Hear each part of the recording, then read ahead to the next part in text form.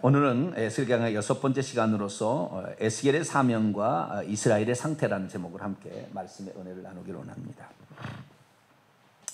에스겔서 강의 서론 부분인데요. 아직도 서론 부분 하고 있어요.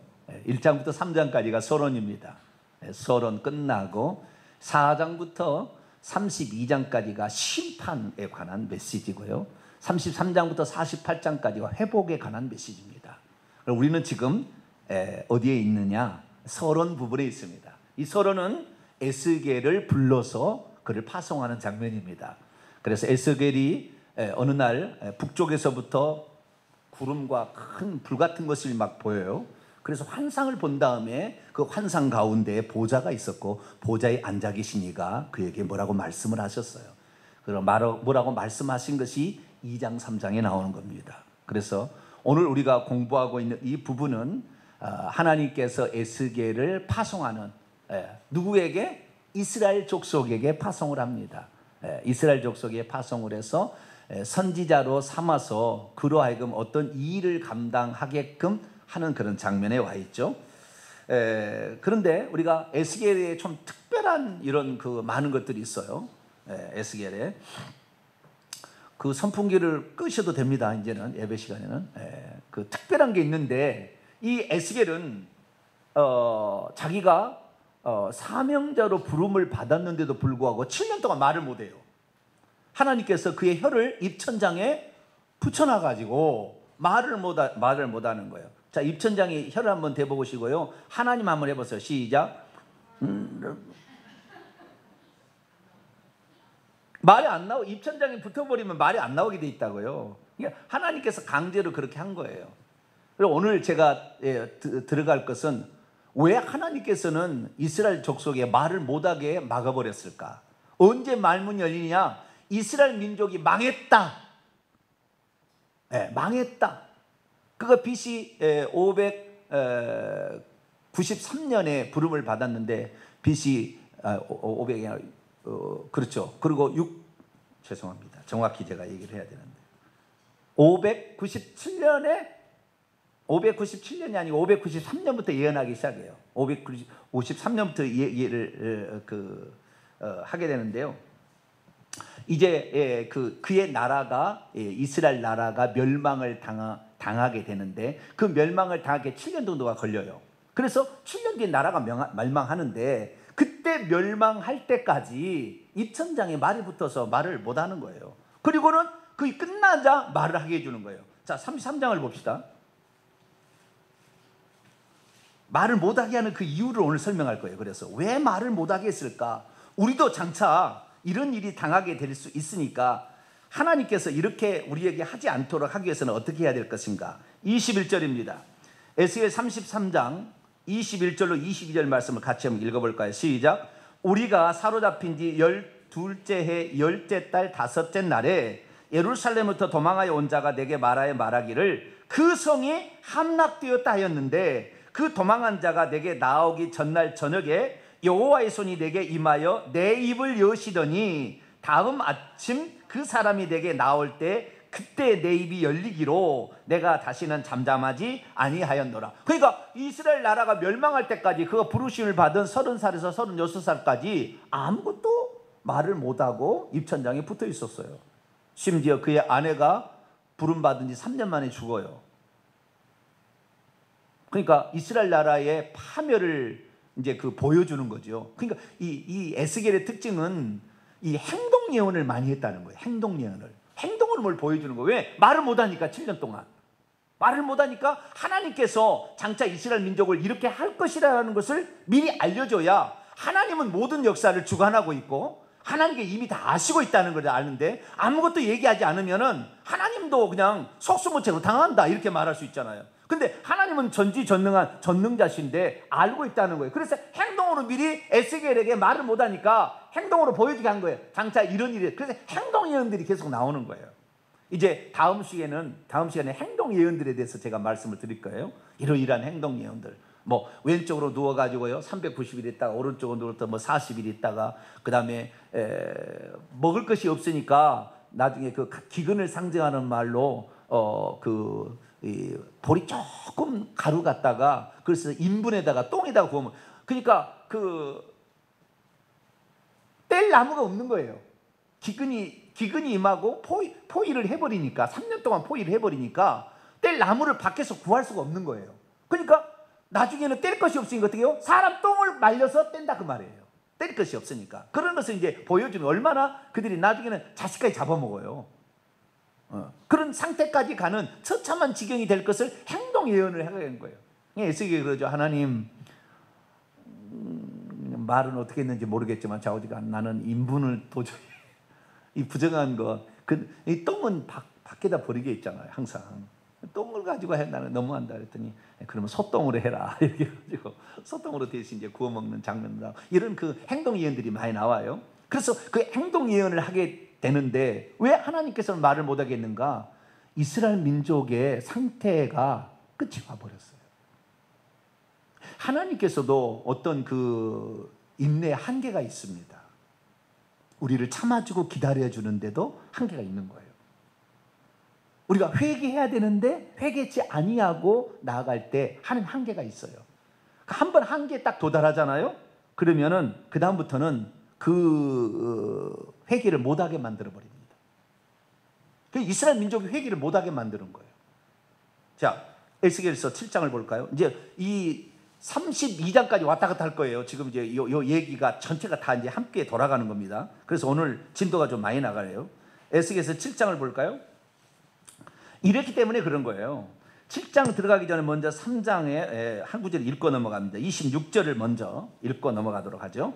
에스겔 3장 26절 있습니다. 시작. 내가 내 혀를 내 입천장에 붙게 하여 내가 말 못하는 자가 되어 그들을 꾸짖는 자가 되지 못하게 하리니. 말 못하는 자가 되기는 그들을 꾸짖어서 회개를 시켜야 되는데 책망을 못하게 하려고 그러는 거예요. 왜? 이스라엘 민족이 더 이상의 회복할 가능성이 없도록 타락해버렸어요. 회복할 가능성이 없도록 타락했어요. 그래서 이 타락에 하나님께서 어느 때에 심판을 행하시는 것인가, 그리고 하나님은 어떤 방법으로 심판을 행할 것인가, 그 타락의 상태와 그 다음에 하나님의 심판의 방법, 심판의 때가 언제인지를 오늘 공부를 하게 될 거예요. 그래서 이때가 되면 하나님이 심판하는구나. 그 심판은 돌이킬 수가 없구나. 돌이키지 못하는 그 심판 앞에는 다 죽어나가야 돼요. 그래서 하나님께서 우리가 하나님의 몇 번 우리에게 경고하실 때 빨리 알아차리는 저와 여러분 되시길 축원합니다. 뭔가 하나님 말씀하시면 빨리 알아차려야 돼요. 그래서 빨리빨리 돌아가야지. 그걸 깨닫지 못하면은 한계에 넘어오면 하나님께서 에레미야에게 너 기도하지 마라. 너 기도 안 들어준다. 이제 더 이상해. 그렇게 아예 기도도 못하게 만들어버린다 그 말이에요. 그래서 우리가 회개할 수 있는 기회가 우리에게 줄 때 우리는 다 회개하는 그런 자가 되길 바랍니다. 자, 7장 넘어갑니다. 어떠한 상태에 있었을까요? 어떠한 상태에 있었는지 에스겔 7장에 말해주고 있습니다. 1절입니다. 또 여호와의 말씀이 내게 임하여 이르시되 너 인자야 주 여호와께서 이스라엘 땅에 관하여 이같이 말씀하셨느니라. 끝났도다. 이 땅 사방의 일이 끝났도다. 뭐가 끝나요? 사방, 이 땅 사방에서 일어날, 이 땅 전체에서 일어날 일이 끝나버렸다 이래요.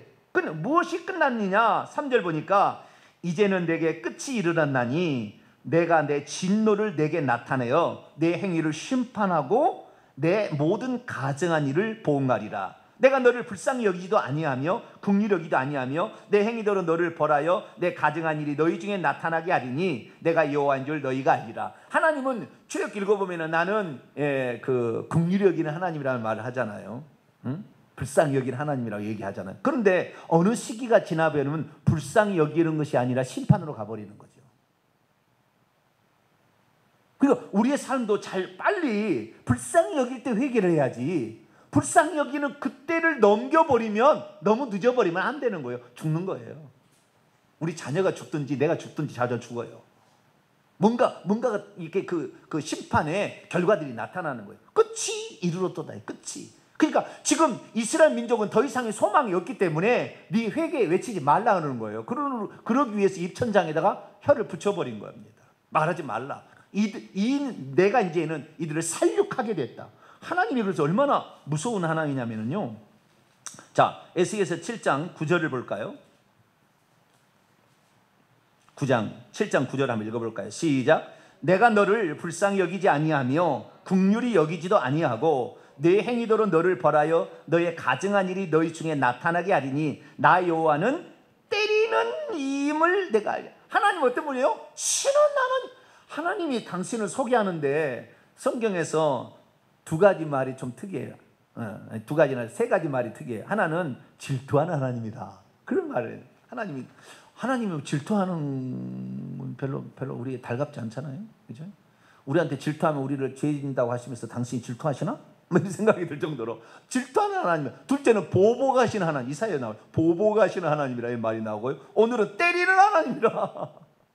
네? 하나님이 우리를 긍휼히 여기시는 하나님, 하나님 우리 용서하시는 하나님, 우리를 보호하시는 하나님, 할렐루야. 우리를 이끄시는 하나님, 이렇게 나가야 되는데 하나님이 질투하는 하나님으로 분노를 내가 사귀지 않겠다.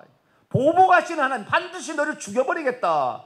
때리는 하나님, 너를 쳐서 깨뜨려버리겠다. 이렇게 하나님이 나올 때는 얼마나 많은 시간이 기다려주며 회개하기를 기다리고 또 선지자를 보내서 또 회개케 하고 또 했더니 그래도 말을 듣지 않게 되니까 하나님은 이제는 재앙으로 때린다는 거예요. 재앙으로. 다시 7장 5절로 넘어왔어요. 주 여호와께서 같이 이르시되 재앙이로다. 비상한 재앙이로다. 볼지어다 그것이 왔도다. 재앙이 온다. 재앙. 예, 이 재앙 비상한 재앙이라고 번역이 되어 있는데요. 여기 원문을 보게 되면 재앙 뒤에 재앙이로다. 또는 이 말의 번역이 이 히브리어가 애매하게 되어 있어요. 그래서 재앙 뒤에 재앙이로다. 유일한 재앙이로다. 옛날에는 특별한 재앙이라고 그랬어요. 그러니까 이제는 이제 더 이상의 그러니까 전조 단계 재앙이 아니라 끝재앙을 내리겠다는 거예요. 끝장 내버리겠다 그거예요. 끝장 내버리겠다. 그러니 에스겔 너 말하지 마라. 그러나 하나님이 이 모든 역사를 주관하고 있다는 것을 사람들이 알아야 되니까 행동으로만 보여줘. 이거예요. 행동으로만 보여줘. 계속 나갑니다. 6절 끝이 왔도다. 끝이 왔도다. 끝이 너에게 왔도다. 볼지어다 그것이 왔도다. 이 땅 주민아 정한 재앙이 내게 왔다. 때가 이르렀고 날이 가까웠으니 요란한 날이요 산에서 즐거이 부르는 날이 아니로다. 이제 내가 속히 분을 내게 쏟고 내 진노를 내게 이루어서 내 행위대로 너를 심판하여 내 모든 가증한 일을 내게 보응할 것이다. 그래서 이 에스겔의 입천장이 혀가 붙어가지고 말 못하게 하는 이유를 말해. 이제는 끝장 낼 거니까 이제 심판주로 긍휼히 여기시는 하나님, 사랑의 하나님, 용서의 하나님이 아니라 심판의 하나님, 재앙을 내리시는 하나님, 때리는 쳐버리는 하나님, 끝장내버리는 하나님으로 나가겠다. 예수님께서 이 땅에 오셔가지고 우리를 위해서 용서하시기 위해서 자신의 희생을 했잖아요. 그리고 지금도 회개하기 기다리시는데 만약 회개치 않는다면 주님은 재림하실 때는 용서해주는 하나님이 아니에요. 마태복음 25장에 심판하게 될 때 너 믿음이 있다고 심판해줘요? 아니에요. 양과 염소의 심판을 보세요. 행동으로 딱 심판한다고요. 믿음이 있다고 믿음 때문에 심판해 준 게 아니라고요. 우리가 장차 심판 때 뵀었을 때는 네 행위대로 갚아준다는 말씀처럼 우리가 행동으로 달라져야 되는 거예요. 그 야고보 장로가 그래서 이 행함이 없는 믿음은 죽은 것이다. 심판을 견디지 못한다 그거예요. 심판을. 그래서 심판이 오기 전에 재앙을 내릴 때 빨리 깨달아야 돼요. 이런 재앙이 내릴 때 때가 가까웠다. 하나님께서는 재앙을 내려도요 마지막 끝재앙이 있고요 그 전에 전조단계 재앙을 내립니다. 점차적으로 강도를 심하게 해나가세요. 그러다가 마지막에는 이제는 끝장 내버리는 거예요. 그래서 하나님께서 재앙들을 내리시는데 그동안 재앙은 안 내리는 게 아니에요. 조금씩 재앙을 내렸어요. 그런데 그걸 깨닫지 못하는 거죠. 많은 사람들이 예수 그리스도를 믿고 죄를 짓는데 생각할 때 이렇게 하면 안 될걸, 이렇게 하면 안 되는데, 그러다가 별 문제가 없었거든. 네? 그 죄를 지었는데 별 문제가 없어요. 그러니까 괜찮은 모양이구나. 이렇게 죄를 지어도. 처음 예수 믿을 때는 죄 하나 지어도요 막 하나님 막 엄하게 나를 책망하실 것 같아. 그래서 조그만 죄를 지어도 처음 예수 믿을 때는 막 하나님 내가 오늘 이거 그러지 말아야 되는데 오늘 내가 잘못했습니다 이렇게 얘기하거든요. 근데 어느 정도 시간이 지나잖아요. 그러면은 살아봤거든. 하나님이 예배 시간에 한 번씩 빠져도 놀러 가도 교통사고 나고 죽을 줄 알았거든. 근데 교통사고 안 나거든. 한 번씩 빠져도 괜찮은 거구나. 이렇게 이제 자꾸 하는. 그러다 한 방에 날아가는 거예요. 하나님이 우리에게 그것을 죄를 책망하지 않은 것이 아니라 지금 진노를 병에다 쌓고 있는 거예요. 그걸 아셔야 되는 거죠. 내가 한 번씩 하나님 앞에 약속을 지키지 않았을 때 하나님께서는 어떻게 우리에게 하시는가, 하나님은 점점 그것을 쌓고 있다 한 방에 때리는 거예요. 그걸 모르는 거예요. 구약에는 계속 때렸어요. 구약에는. 그러나 신약의 시대는 잘 때리지 않습니다. 우리가 뭘 잘못해도 하나님 바로 때리지 않아요. 바로 때린다면 정말 은혜 받은 거예요. 바로 징계가 내렸다면 바로 하나님이 진짜 은혜가 너무 많이 있는 거예요. 왜냐, 빨리 깨닫게 하려고 하는 거니까. 근데 그런 재앙이 내게 내리지 않았는데, 아, 내가 이런 죄를 지었는데도 괜찮겠구나, 이렇게 하다가 한 방에 날아가는 거예요. 그냥. 저는 하나님이 어쩌면 너무 무서워요.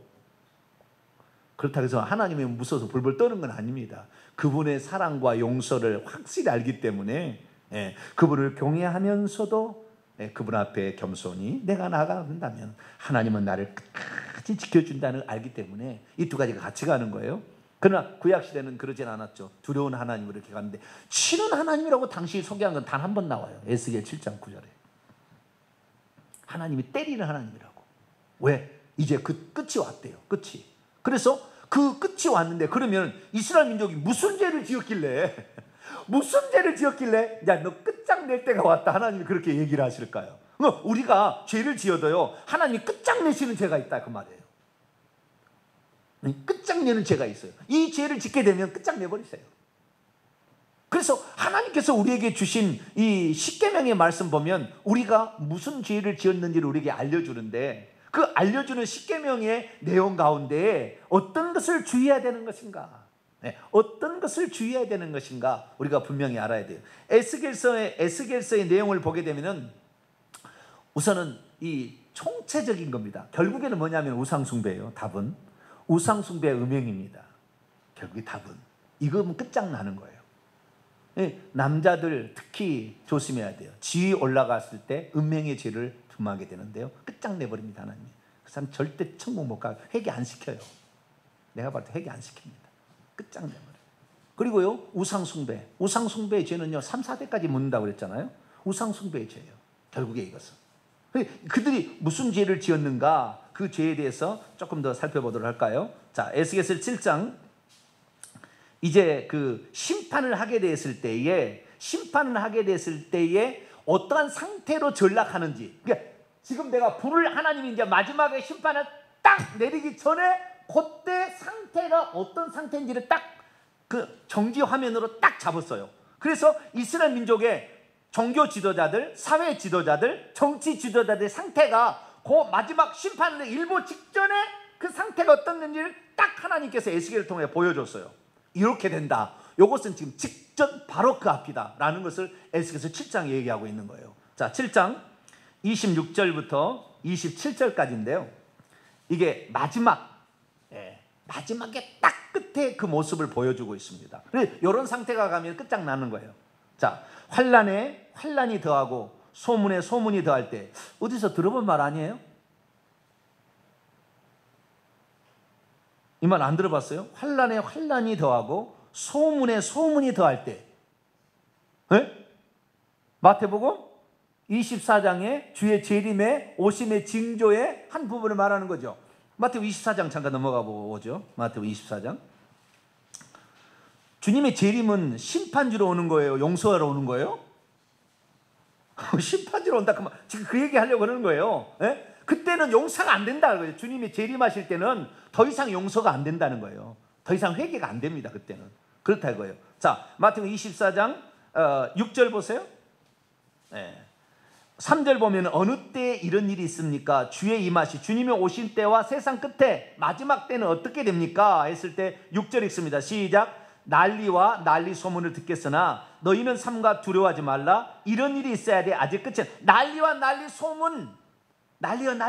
그 다음에 환난. 9절 있습니다. 시작. 그때 사람들이 너희를 환난에 넘겨주겠으며 너희를 죽이리니 너희가 내 이름 때문에 모든 민족에게 미움을 받으리. 환난에 환난이 더해지고 소문에 소문을 더해지는 것은 심판의 때가 가까웠다. 심판의 때가 가까웠다. 그럴 때예요. 그러고 나고 그 다음에 그들이, 자, 선지자, 제사장, 장로, 왕, 고관, 백성들의 상태가 딱 나옵니다. 첫째, 종교 지도자들 중에 두 부류입니다. 선지자와 제사장. 선지자에게는 무엇을 구할 것이나 묵시, 계시죠. 계시를 구할 것이나 헛되며, 이때는요 계시가 더 이상 오지 않아요. 계시가 오지 않습니다. 완전히 선지자가 있기는 있으나, 주의 종이 있기는 있으나 계시가 오지 않아요. 완전히 막힌 거예요. 네, 이때가 주님의 심판대예요. 둘째, 종교지도자의 두 번째 분 제사장. 제사장에는 뭐요? 율법이 사라질 것이다. 율법, 하나님의 말씀, 율법이 사라질 것이다.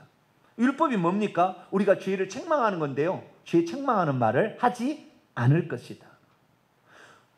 디모데에게 말하는 거, 귀가 가려워서 자기 스승, 자기가 좋아하는 말만 듣는 그런 시대가 될 거다.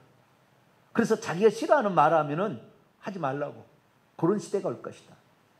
그런 시대가 오게 되면 끝나는 거예요. 지금 대한민국에서 저처럼 이렇게 막 회개 외치고요, 책망하는 그런 교회가 없어요. 많잖아요.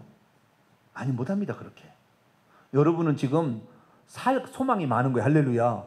미리 책망을 받아서 회개를 해버리면 주님이 그때는 심판주로 오는 것이 아니라 우리를 격려하시고 상주로 오시는 분으로 우리를 바뀌는데, 평소 때 회개를 하지 않고 있으면 그때는 뭐예요? 그때 심판주로 임한단 말이에요. 그때 때리는 이로 임한다 이 말이에요. 그래서 율법이 사라진대요. 그 다음 장로들, 사회 책임자들, 장로들에게는 책략이 없어질 것이고, 책략이라는 말은 여러 가지로 번역이 되는데요, 조언, 지혜, 가르침. 그러니까 나이 많으신 분들이 할 말이 없어. 할 말이. 왜? 지가 타락했거든. 조언할 수가 없대요. 조언할 수가. 이렇게 하라 말할 수가 없어요. 지가 너무 타락했거든. 말을 못하는 거예요. 말을. 조언을 할 수가 없어요. 양심의 가책이 있으니까. 그 장로들 잠깐 좀 더 볼까요? 장로들이 나오는데요, 14장을 볼까요? 에스겔 14장. 백성의 지도자인 장로들의 죄를 볼까요?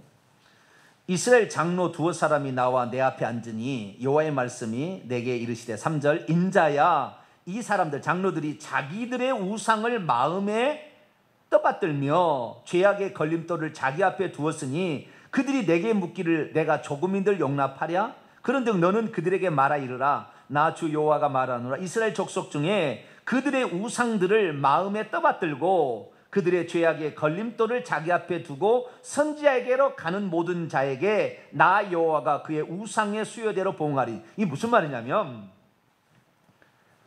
형식적으로는 선지자에게 물으러 온다고 백성의 지도가 오긴 오지만 자기 마음에 우상이 가득 찼어요.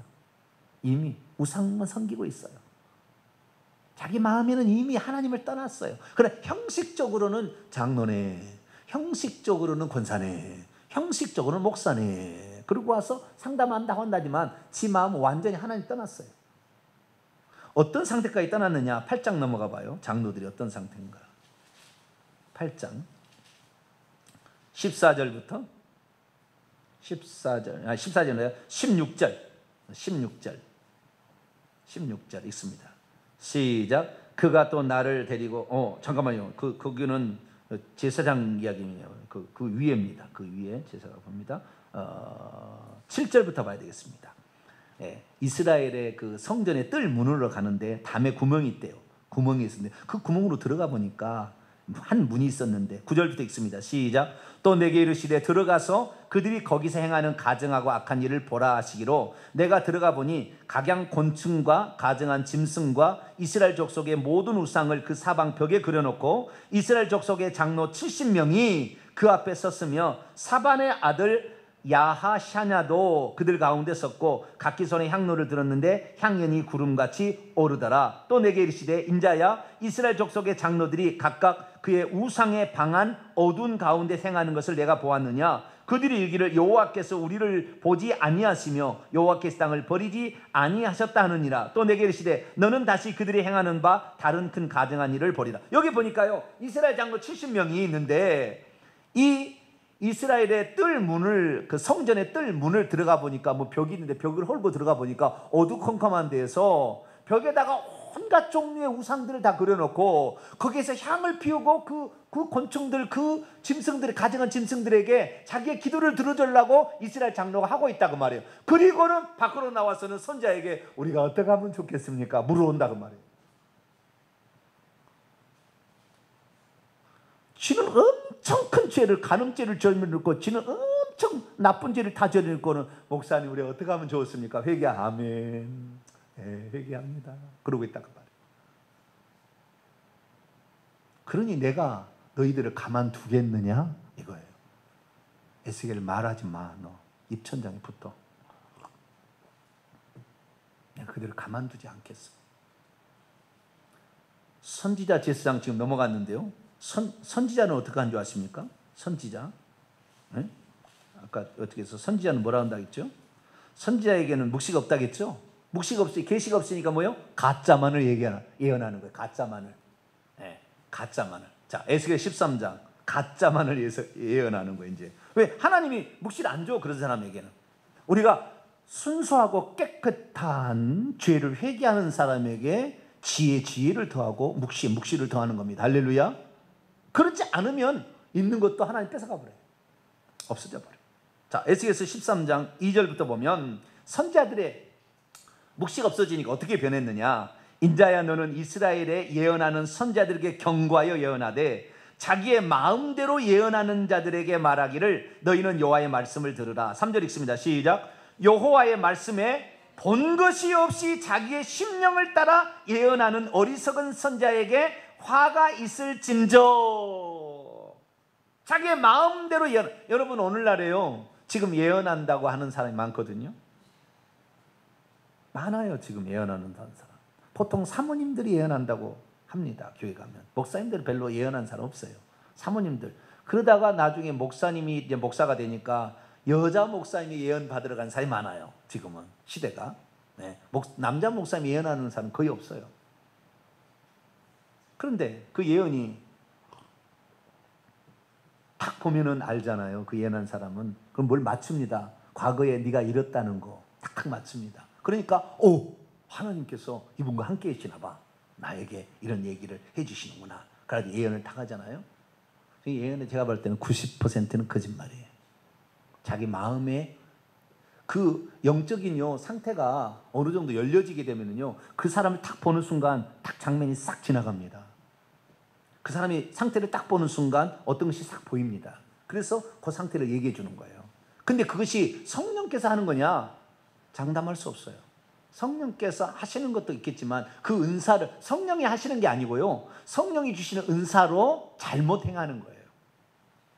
그리고 순간순간마다 귀신이 보여준 걸 얘기합니다.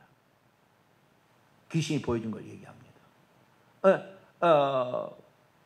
여러분, 그 성령께서요 우리에게 말씀하시는 그 예언 이런 내용들을 보게 되면요, 오늘날에 우리 예언할 때요, 너 지금 땅 살 때다. 절대 그런 얘기 안 하세요. 네 아들 이번에 합격한다? 절대 얘기 안 하세요.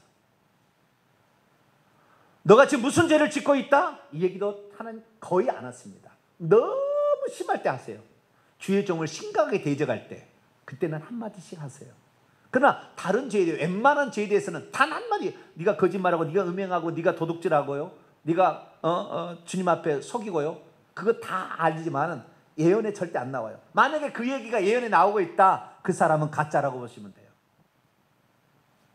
그렇게 해서 그 사람을 포로로 잡아서 나중에 어떤 미래까지 예언하게 해가지고 점을 치게 해서 미래까지 예언하게 하면 그냥 갑니까? 돈을 가져오게 해요.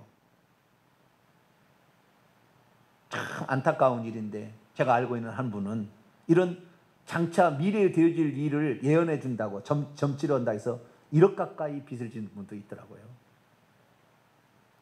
점쟁이 한번 쫓아다니면은 이게 예언가입니다. 예수 점쟁이죠.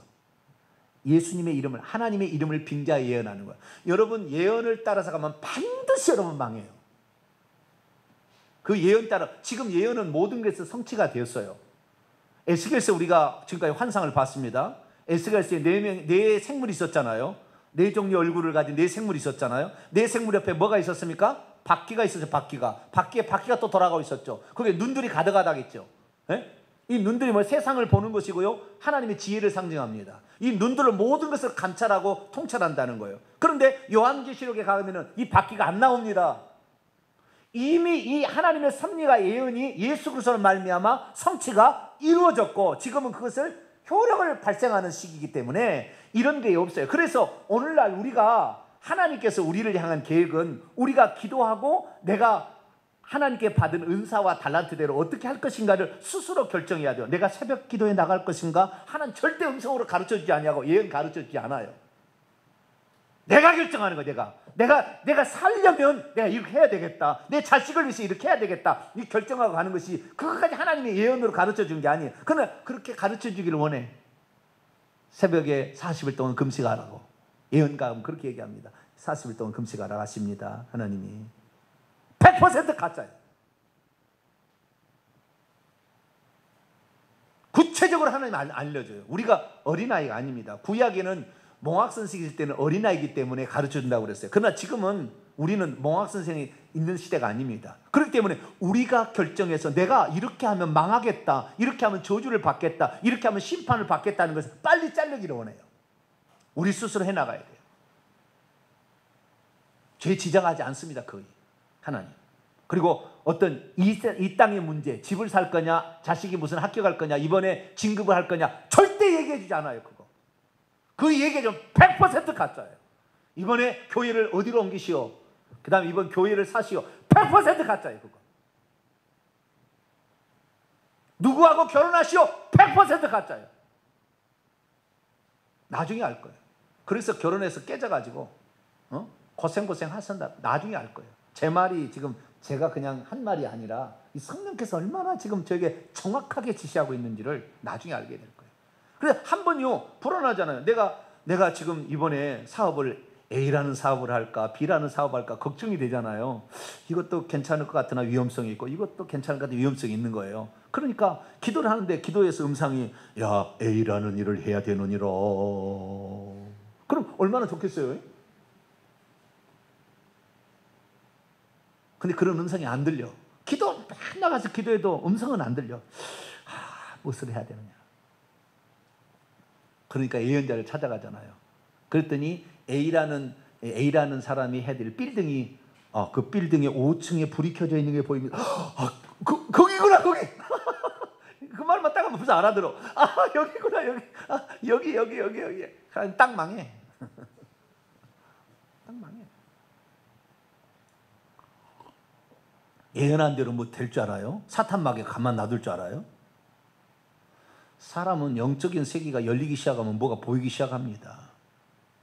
그러나 그 보이는 대로 모든 일이 이루어지지 않아요.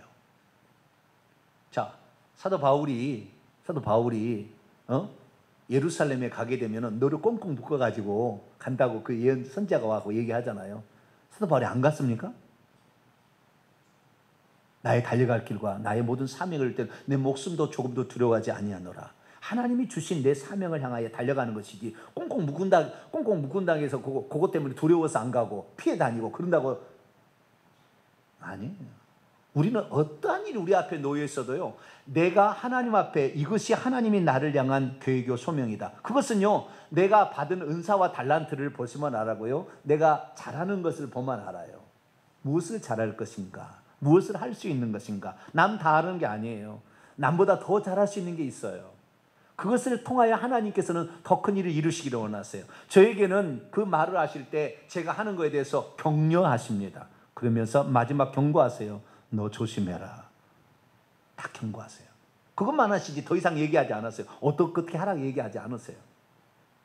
잘하는 것도요, 잘하고 있다고만 얘기하지 뭘 잘하고 있다, 구체적으로 뭐면 너는 이런 거 틀렸다 절대 지시하지 않아요. 우리 스스로가 하나님께 묻고, 성경 말씀이 진리니까 이 성경 말씀을 찾아서 묻고 기도하면서 나갈 때 성령께서 순간순간 깨닫게 하심으로 말하게 하는 거예요. 그러니까 내가 어떤 걸 선택할 때 A라는 걸 선택해도요, 하나님께서는 거기를 위하여 길이 준비되어 거 있고요, B라는 길을 선택해도 그걸 통해 이루실 길이 예비되어 있는 것이지 A만이 아닌 겁니다. 그런데 우리는 A라는 길도 불안하고 B라는 길도 불안하니까 점쟁이를 찾아가서 예언을 받고 싶은 거예요. 그래서 어떤 길을 가볼 것인가? A라는 여자를 선택할 것인가? B라는 여자를 선택할 건가? A라는 교회를 선택할 건가? B라는 교회를 선택할 건가? 예언자로 가본 사람도 있어요. 그 교회는 보니까 8층에 있습니다. 아, 맞아, 내가 거기 가려고 그랬어. 그게 100% 가짜 이거. 여러분이 내 영혼을 여기서 과연 이 말씀을 듣고 내가 살 것인가 살아날 것인가 생각해서 이걸 결정해서 가야 되는 것이지, 우리가 만약에 누군가 예언자를 찾아 그렇게 따라간다고 한다면 반드시 나중에 하나님에게 책망을 돌려요. 왜? 이 여자하고 결혼했더니 아니거든. 하나님이 내게 짝지어준 여자가 이런 여자냐고 하나님을 원망하는 거예요. 그래서 하나님께서 우리에게 맡기는 겁니다. 너에게 네 스스로 해라. 나는 너가 A라는 길을 가도 길을 예비하는 게 있고 B라는 길을 가도 예비해 놓고 있다. 거기에서 기도하면서 하나님 말씀을 찾고 회개하면서 갔을 때 A라는 길을 가도 좋은 길이 있을 수가 있고요, B라는 길이 가도 좋은 길이 있는 것이지 딱 정해진 게 없어요. 그래서 오늘날 우리는 선택입니다. 너희 앞에 복과 저주, 생명과 사망, 빛과 어둠이 너희에게 있으니 너희가 너 자신을 살기 위하여 생명과 복을 택하라, 이렇게 얘기하는 거예요. 우리는 제대로 길을 선택하길 바랍니다. 여기 보니까 자기의 심령을 따라 보인다니까요. 그러니까 그걸 예언해 준다니까요. 근데 그게 가짜라니까요. 아니, 그게 하나님 뜻이 아니라니까요. 그게 하나님 뜻이 아니에요. 물론 그런 쪽에 앞으로 될 일도 있을 거예요. 그러나 그것이 하나님 뜻이 아닙니다. 내가 하나님께 정하여서 하나님께 영광 돌리는 거, 내가 이 길을 생각하면은 그 길을 가면 하나님 그걸 기특하게 여기시고 그걸 좋아하시는 것이지, 하나님 보여줘서 그 길만 딱 오라고 하는 게 아니에요. 그걸 잘 하시면 됩니다. 자, 보세요. 6절입니다. 4절부터 읽습니다. 이스라엘아, 너의 선지자들은 황무지에 있는 여우 같다. 황무지에 있는 여우가 뭔지 아세요? 먹을 것이 없어요. 황무지, 광야에 있는 여우예요. 광야에 있는 여우는 먹을 것이 없으니까, 조금이라도 먹을 거 있으면 찾아가서 그걸 먹으려고 하는 것이 황무지에 있는 여우입니다. 그래서 이 거짓 선지자는 뭐냐면, 조금만이라도 이것이 나에게 돈을 갖다 줄 것 같다 그러면은 그 환상을 보여주고 얘기를 해주는 거예요.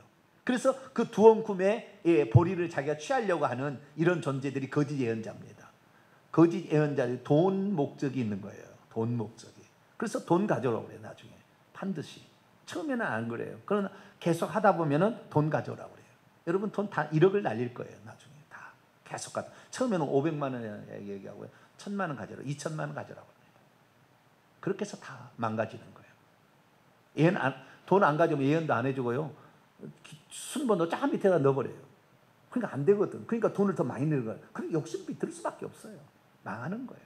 여러분, 하나님이 주신 은사를 돈으로 장사하는 거짓 예언자입니다. 마지막 때는요, 계속 진실을 말하지 못하는 거짓말만 말하는 종만 생긴다 그거예요. 거짓 선지자. 5절, 너희 선지자들이 성 무너진 곳에 올라가지도 아니하여 이스라엘 족속을 위하여 여호와의 날에 전쟁에서 견디게 하려고 성벽을 수축하지도 않아요. 그러면서 말하기를, 6절, 여호와께서 이렇게 말씀하셨다, 성령께서 이렇게 말씀하십니다, 집사님이 이렇게 해야 됩니다. 가짜라 그 말이에요. 가짜라 그 말이에요. 절대 예언 받으러 가지 마세요. 거의 가짜입니다. 제가 번면하고 싶은 것은 20년 30년 수십만의 방언 통역을 했는데 한 번도 틀리지 않는 그런 분이 있다고 한다면 한 번씩 들어볼 필요는 있어요. 그러나 예언 받으러 가지 마세요. 다 속이는 겁니다. 하나님 말씀하셨다고 그래요. 하나님이 여호와께서 말씀하셨다고 하는 자들이 허탄한 것과 거짓된 점괘를 말하며 사람들에게 그 말이 확실히 이루어지기를 바라게 하거니와 그들은 내가 보낸 자가 아니라. 한번 그런 데 팔리게 되면 계속 팔리게 됐어요. 우리는 하나님 말씀 듣고 회개할 건 회개하고요, 마음에 감동 주는 대로 실천하면 됩니다. 그렇게 해야지. 없는 것까지 빚내서 그렇게 예언자에게 갖다 주면 큰일 난다 그 말이에요. 자, 10절 보세요. 계속 9절, 허탄한 묵시를 보며 거짓된 점괘를 계속 친 자들에게 10절 어떻게 하면, 이렇게 칠 것은 그들을 하나님 친다는 거예요. 그들이 내 백성을 유혹하여 평강이 없으나 평강이 있다 함이라. 어떤 사람이 담을 쌓을 때 그들을 회치를 하는도다. 이게 무슨 말이냐면요, 평강이 없는데 당신 그렇게 살면 반드시 망해. 오직 믿음 그거 하지 마. 그 믿음은 기본이야, 기본. 믿음이 중요한 게 아니고 그 믿음은 견뎌야 되는 것이고 그 믿음을 지키기 위해서 네 목숨까지 바쳐야 되는 게 그게 믿음이야. 네가 지금 필요한 것은 너의 잘못을 회개해서 네 자식이 저주받지 않도록, 네가 지금 질병에 떨어지지 않도록, 그게 중요해. 그 말씀을 들어야 되는데, 믿음만 있으면 나는 천국도 가, 믿음만 있으면 내가 죄를 져도 상관없어, 믿음만 있으면 자범죄를 져도 상관없어, 이렇게 가르쳐주는 그 평강이 없는데도 평강이 있다, 괜찮다고 하는 사람에게 말을 들으러 간다, 그 말이에요. 근데 그것은 뭐냐? 이 벽에 금이 갔는데 회칠하는 것과 똑같다는 거예요. 벽에 금이 가면 이것을 털고 새로 짓든지, 전구하게 다시 만드는데 거기다 회만 칠한다는 거예요. 회만, 이렇게 회만 칠해가지고 괜찮다 하는데, 진짜 비바람이 몰려오면 그냥 성벽이 무너질 거라는 거예요. 우리의 믿음을 제가 얘기할 때 오직 믿음이다, 이거 잘못되었으니까 믿음과 회개다라고 한다면 이 근본적인 신앙의 틀을 고쳐야 되거든. 그런데 그걸 고치기 싫으니까, 그걸 고치기, 회치를만 하는 사람들을 쫓아다니는 거예요. 회치를만 해주는. 괜찮다, 그렇죠, 회치려면은 금도 안 나가게 보이고 그냥 멋지게 보일 거 아닙니까? 그렇게 되는 거예요. 17절입니다. 너 인자야, 너의 백성 중 자기 마음대로 예언하는 여자들. 나중에 여자들도 나와. 여자들, 그 선지자는 여자들이 거의 없습니다. 제사장들은 물론 남자만 하고요. 근데 선지자들도 가끔 여자가 나오는데, 여자들이 이렇게 많이 이렇게 하는 거예요. 나중에 여자들도 예언한다는 거예요. 마지막 시대가 가면은. 지금 얼마나 예언자가 많은지 몰라요. 특히 여자 목사가 세워진, 다 그런 거 아닙니다. 그런데 대체적으로 그렇다는 것이지, 여자 목사라고 잘못해 절대 그거 아닙니다. 저한테 또 여자 목사님들 또 화낼라. 절대 그러지 않아요. 훌륭한 여자 목사님 너무나 많이 봤습니다. 야, 참 존경할 만한 그런 목사님 많이 봤습니다. 그러나 그런 분이 있다는 거예요. 이르기를 주 여호와의 말씀에 사람의 영혼을 사냥하려고 성목마다 부적을 깨어 차고요, 키가 큰 자나 작은 자나 머리를 위하여 수건을 너울을 탁 만들면서 뭔가 신령한 척을 만드는 거예요. 그래서 예언을 할 때 라라카라카라카라카라카라카라카라 하나님 이렇게 말, 무엇이 신령한 것처럼 이제 그러면 성령이 막 와 거기 하는 모양이다. 착각하게 만드는 거예요. 그런 식으로. 아시겠죠? 뭐 부적을 만들고 너울을 쓰고 뭐 신령한 척한다고 말이에요. 택도 없는 얘기예요. 그런 여자에게 화 있을진저 너희가 어찌하여 내 백성의 영혼을 사냥하면서 자기를 위하는 영혼을 살리려 하느냐? 택도 없는 소리 마라. 네 영혼 죽을 거다. 19절 읽습니다. 시작. 너희가 두 옹큰 보리와 두어 조각 떡을 위하여 나를 내 백성 가운데서 욕되게 하여 거짓말을 고지 듣는 내 백성에게 너희가 거짓말을 지어내어 죽지 할 영혼은 죽이고 살지 못하는 영혼은 살리는, 이런 시대가 된다. 거짓말을 지어내고 거짓 환상으로 그렇게 해서 정말 그것이 꼭 하나님이 뜻인 것처럼, 아닙니다. 두 옹큰 보리 나중에 떡만 달라고 하는 이런 사람들에게 가면 큰일 나는 거예요. 이것이 그때 당시에 선지자의 모습이었다. 다시 7장으로 넘어옵니다. 제사장, 선지자에게는 계시가 없으니까 거짓된 계시로 점괘를 한다 그 말이에요. 그리고는 여우처럼 먹을 것이 없으니까 먹을 것 가져온 사람에게 예언해 준다 그 말이에요. 이렇게 된다 그 말이에요. 제사장이 뭐요? 율법이 없어진다겠죠. 제사장 또 어떻게 된지 아세요? 8장 보세요. 8장 16절 8장 16절 있습니다. 시작. 그가 또 나를 데리고 여호와의 성전 안뜰에 들어가시니라. 보라, 여호와의 성전 문 앞 곧 현관과 제단 사이에서 약 25명이 여호와의 성전을 등지고 낯을 동쪽으로 향하여 동쪽 태양에게 예배하더라.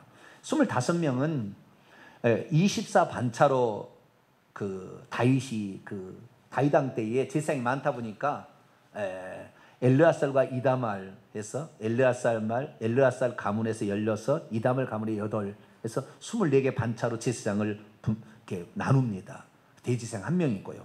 그래서 그 24반차의 제일 꼭대기 있는 사람 24명에다가 대제사장 한 명, 25명이 있는데, 이 25명이 뭐하고 있냐면 여호와의 성전에 들어가는데, 여호와의 성전 현관하고 제단 사이에서 25명이 서 있는데, 하나님이 여기 지성소에 있는 거기를 등을 지고 태양을 향하여 경배를 하고 있더라고요. 누가요? 제사장이. 율법을 가르칠, 이 제사장은 제사만 지는 것, 율법도 가르쳐야 돼요. 율법을 가르칠 사람들이 태양신을 숭배하더라.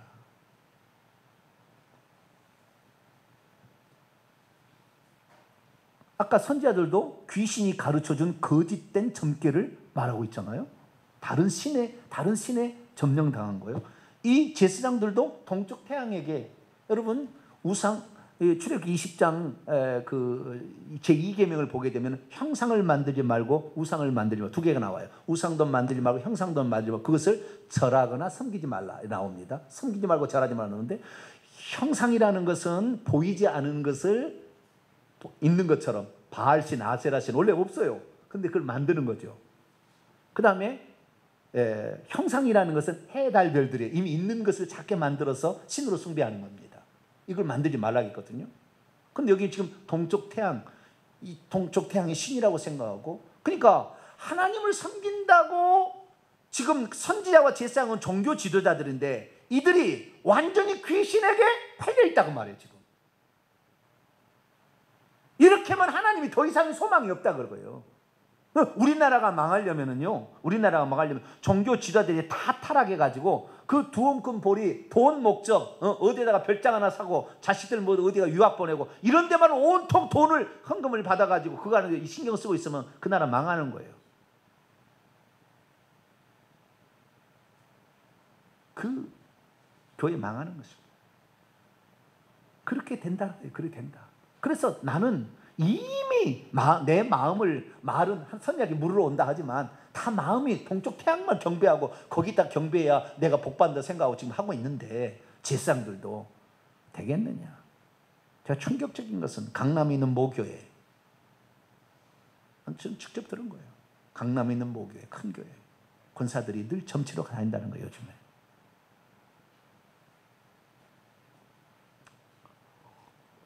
기도해봐도 잘 안 되니까 점치러 가는 거예요.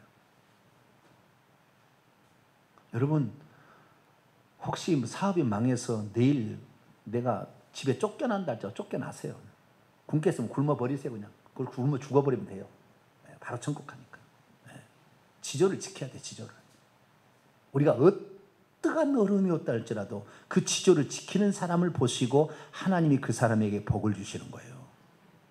아브라함에게 테스트를 다 해보는 거예요. 처음에 믿고 따라왔어도 네가 나만 믿고 따른다는 거 좋아. 그래? 그럼 너 기다려보지. 바로 안 되니까 하갈 들여가지고 여자 이스마엘을 낳잖아요. 하나님이 떠나는 거예요. 13년을. 너 아직 멀었어. 그리고 99세 나타나서 너는 내 앞에 완전하라. 네 이름을 바꾸고 네 꽃으로 네 잘못했으니까 꽃을 끝을 잘라. 즉시 회개합니다. 아브라함이. 그래서 그 다음에 바로 임신이 돼서 이삭을 낳는 거예요. 약속의 자녀를. 약속의 자녀를 낳았어도 이삭이 25세 또는 38세, 여러 추정이 다릅니다. 그 무렵에 너희 이삭 아들을 제단에 바쳐라. 하나님이 노망했나? 줄 때는 언제고? 그 상 끝나는 거예요. 우리는 이해하지 못해도 하나님의 말씀이라면, 하나님 말씀은 거짓이 없고 하나님 말씀은 우리를 저주로 몰지 않는다. 반드시 그의 특징이에요. 제가 허리가 아파가지고 누워있어서 완전히 폐인되다시피 해서 물렁뼈가 다 녹아서 시커멓게 변해가지고 더 이상 움직일 수 없는 그런 상태에 있어서 저는 단 한 번도 의심하지 않았어요. 하나님이 가람이 엄마 이제 임신해가지고, 가람이 이제 임신해가지고 남의 집 귀한 딸, 전도사님 딸 장녀, 귀한 장녀 데려왔는데 평생에 남편 뒤치다거리나 하는 그런 사람으로 하나님 만들려고 나를 지금까지 만들어진 않았을 것이다. 내가 어떤 어려움이 있다 할지라도 하나님 반드시 여기서 나를 딛고 일어서게 하셔서 하나님이 일을 할 거다. 할렐루야. 전 그걸 믿어서 그걸 믿는 거예요. 어디 뭐 보여서가 아니고 그걸 믿는 거예요. 그걸 믿으니까 그때 고침을 받아서 지금 28년이 되는 지금까지 한 번도 고장 없이 잘 살고 있어요. 그러나 지금도 찍어보면은 들어 누워 있어야 돼, 저는요. 이것이 하나님의 역사입니다. 할렐루야. 그 지조, 어떤 상황에서 나를 원망 불평하지 않는 거잖아요. 이스라엘 민족이 애굽에 있어서 우상 숭배하고 그 송아지 우상, 무슨 우상 숭배하니까 내 백성이 저기서 다 망하니까 안 되겠다 해서 억지로 끌어다가 광야에 갖다 놨는데 계속 애굽을 사랑하고 원망 불평하니까 싹 없애버리는 거예요. 우리가 예수 그리스도를 하나님이 누군가 전도로 해서 이 광야 같은 교회에 딱 왔는데 여기서 정말 우리 하나님께서 나를 살리실 것이고 반드시 젖과 꿀이는 가나안 땅에 나를 들여보낼 것이라는 그 강력한 믿음을 딱 가지고 있어야만이 이 사람이 들어가는 거야. 할렐루야. 이 지조가 필요한 거예요. 지조가. 그걸 보는 거예요. 하나님께서. 저같이 부족한 자, 저는 아주 평범한 IQ예요. 아주 평범한 사람입니다. 그런데도 불구하고 성경의 가르침을 분명하게 정확하게 가르치는 사람이 된 것은 이 지조를 지킨 거예요. 나는 오직 예수 그리스도다. 나는 오늘 굶어 죽어도 예수 그리스도고, 내가 아파 죽어도 나는 예수 그리스도고, 내가 평생 병신이 돼도 나는 예수 그리스도다. 그 마음을 가져버리니까 하나님께서 그래 됐어 하면서 차근차근 길을 여시는 거예요. 저를 향한 계획은요 어마어마합니다. 앞으로 10년 뒤에 보세요. 어마어마해요. 제가 타락만 하지 않는다면 하나님은 엄청 쓰시려고 준비한 게 엄청 많으세요. 몇 번을 얘기하셨어요. 그래서 아는 거예요. 그런데 사람은 언제든지 타락할 수 있어요. 언제든지 넘어질 수 있습니다. 그래서 항상 조심해야 돼요. 그래서 하나님이 어떤 분인지를 알아야 되는 거예요. 제사장이 되어서도 마음이 다른 데 있으면 오직 주님 해야지. 오직 주님은 맞아요. 오직 믿음은 아니어도 오직 예수 그리스도는 맞아요. 오직 예수님 따라가게 되면 하나님께서 더 주시고 더 주시고, 나머지는 잘못된 것은 다 제거하시고 더 해요. 그래서 있는 자는 받아 풍족하게 되고 없는 자는 있는 것까지 빼앗기게 되는 거예요. 갈수록 묵심이 없어질 거예요. 진실하지 않은 사람에게. 갈수록 자기가 회개하지 않는 사람은 갈수록 더럽혀질 겁니다. 그러면 어느 날 이 양심의 가책이 이렇게 자살로 갈 거예요. 우리는 날마다 회개해야 될 줄로 믿습니다. 다시 7장으로 또 주여 빨리빨리 넘어가야 되는데 오늘 빨리빨리 넘어간다고 하면서도 빨리빨리 안 넘어가고 있어요. 네, 장로들까지 했었죠. 선지자, 제사장, 장로들. 왕 27절입니다. 7장 27절. 에스겔 7장 27절. 왕은 애통하고 고관들은 놀람을 옷입듯하며 주민들의 손은 떨리리라. 이게 왕이나 또 고관들이 정치 지도자들이잖아요. 이들도 애통해하고 통곡할 날이 어떻게 할 수가 없다는 거예요. 대통령이 어떻게 할 수 없어. 어떤 문제가 발생해도 백성을 위해서 어떻게 할 수가 없어. 지혜가 안 와버리니까. 지혜가 안 와버리니까. 그리고 그냥 맨날 놀랄리면 쓰는 거야. 아이고 큰일 났네. 아이고 이 나라 이렇게 망하겠구만. 아이고 큰일 났네. 아이고 큰일 났네. 이렇게만 한다는 거예요. 백성들은 그 얘기 들으면 손이 떨리는 거예요. 어떡하지 어떡하지 어떡하지. 이렇게 망할 때가 되는 거예요. 그 얘기가 이 에스겔 22장에도 똑같이 나와요. 에스겔 22장 가봐요.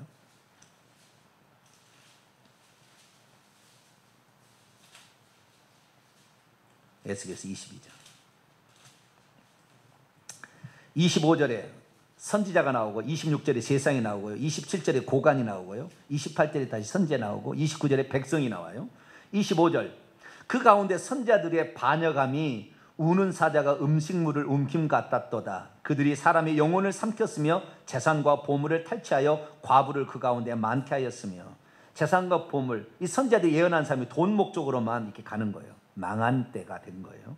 26 제사장들은 내 율법을 범하였으며 나의 성물을 더럽혔으며 거룩함과 속된 것을 구별하지 아니하고요 부정함과 정한 것을 사람이 구별하게 하지 아니하였으며 그의 눈이 가리워 나의 안식일을 보지 아니하였으므로 내가 그들 가운데 더럽힘을 받았니. 거룩한 것과 속된 것, 부정한 것과 이것을 구별해 줘야 되는 거예요. 제사장들은 말씀을 하나님의 율법 말씀으로 구별을 늘 해줘. 이거 아니다, 이거 해야 된다, 이거 가르쳐 야 된다는 거예요.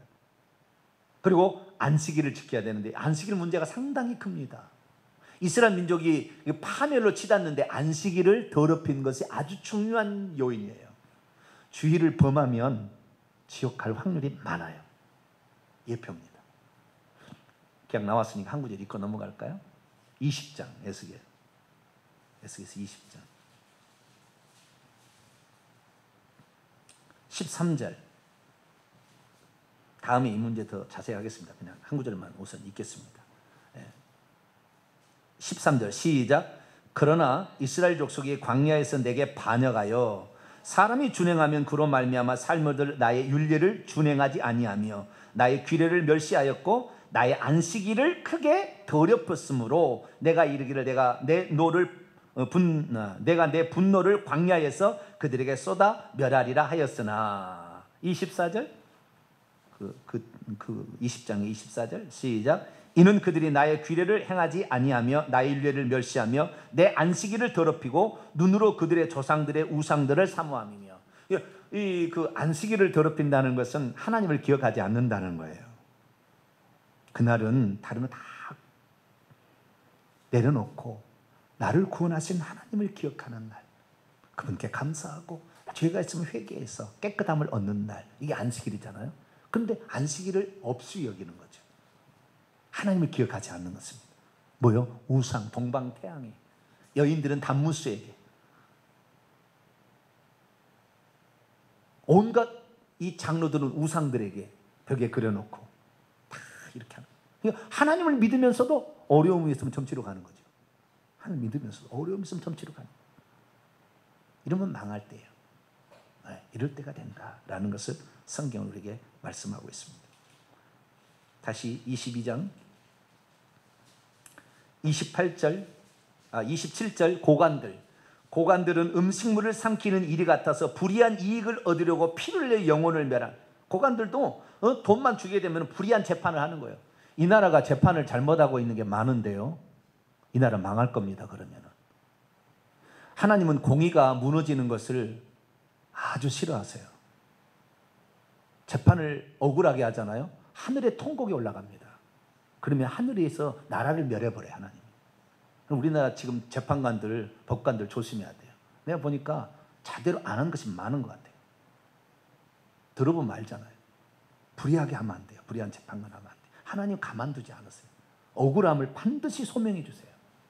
자, 그 다음 28절. 선자들이 그들을 위하여 회를 칠하고 스스로 허탄한 이상을 보며 거짓 복수를 행하고 여호와가 말하지 아니하였어도 주 여호와께서 이같이 말씀하셨다. 성령께서 말씀하십니다. 이런 식으로 말하는 거죠. 29절. 이 땅 백성은 포악하고 강탈을 일삼고 가난하고 궁핍한 자를 압제하고 나그네를 부당하게 학대하고, 그냥 하나님 말씀대로 안 사는 거예요. 억울한 사람 더 억울하게 만들고 가난한 사람 더 가난하게 만들고 이 빈입빈 부익부를 완전 만들어서 아주 그냥 힘들게 만드는 거예요. 이런 상황이 되면 심판할 때가 됐다. 그래서 이 에스겔한테 말하지 마라 너는. 그러나 하나님이 살아계시는 걸 보여줘야 되니까 행동으로만 보여줘라. 어떤 상태가 장차 도래할 것입니다. 네 아내가 죽어도 절대 슬피 울지 말라. 이스라엘, 유다가 망하는 것에 대해서 나는 슬피 울 수 없다. 너희들이 행한 대로 받고 있는 거니까. 그래서 아내가 죽는데도 울지 말라고 그래요. 이스라엘 상태를 말하는 거예요. 절대 울지 말라. 저들이 받을 것을 받았다. 그렇게 이제 얘기를 하는 거죠. 그래서 오늘 제가 이제 그 결과로서, 심판의 결과로서 재앙들에 관한 얘기를 하려고 했는데 아예 꺼내지도 못했네요. 재앙들의 얘기는 다음 주에 더 얘기해야 되겠고, 오늘은 망하게 될 때에 이스라엘 민족의 상태가 이렇게 되었으니까 하나님께서 에스겔에게 말하지 마라. 너. 왜? 이제 끝이 되어버렸다. 더 이상의 끝이 되어버렸으니까 더 이상의 예언하지 말라. 이 얘기를 했다는. 이 상태가 가지 않도록 조그마한 것을 책망을 해도 바로 깨닫고, 아, 지금 나에게 회개하라는 거구나. 이렇게 깨닫고 회개하는 저 여러분 되시기를 간절히 바랍니다. 거룩하신 하나님 감사합니다. 에스겔이 하나님께 부름을 받아서 7년 동안 벙어리처럼 지내야 했던 이유가 이미 이스라엘 나라가 끝났기 때문입니다. 주님, 종교 지도자들의 타락이 심각했고 사회 지도자들, 장로들도 타락했으며 정치 지도자들, 왕과 고관들도 타락했고 백성들도 강포를 행하고 있었습니다. 주님, 이런 총체적인 난국에 결국에 이스라엘 나라는 멸망하고 말았는데, 주님, 이 나라와 또 우리가 믿는 이 교회가 그렇게 부서지지 않도록 저희들 들을 때마다 회개하고 바른 길을 가서 우리로 말미암아 의인 10명이 없어 소돔과 고모라가 멸망당하는 그 어리석은 나라가 이 나라가 되지 않게 하시고, 늘 우리가 새벽마다 깨어서 또 기도할 때마다 깨어서 기도하는 자 되게 해 주옵소서. 우리 주 예수 그리스도의 이름으로 기도하옵나이다. 아멘.